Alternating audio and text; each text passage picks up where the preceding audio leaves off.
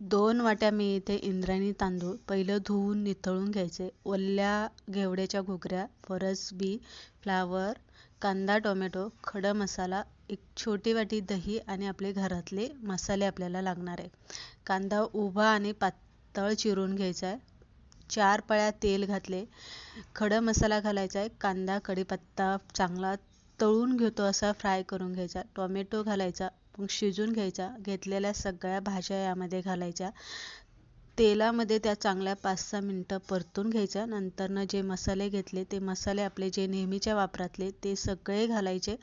दही घालायचे, चवीप्रमाणे मीठ, कोथिंबीर घालायची. चांगला तेल सुटेपर्यंत मसाला परतून घ्यायचा. नंतरनं इंद्रायणी तांदूळ स्वच्छ धुवून घेतलेला आहे, निथळून घेतलेला आहे तो घालायचा. तो सुद्धा 5 मिनटं चांगला परतून द्यायचा. 2 वाट्या तांदळासाठी आपल्याला 4 वाट्या एवढं पाणी घालायचं आहे. 10 मिनटामध्ये छान शेवयांसारखा तुप्पट असा आपला इथे मसाला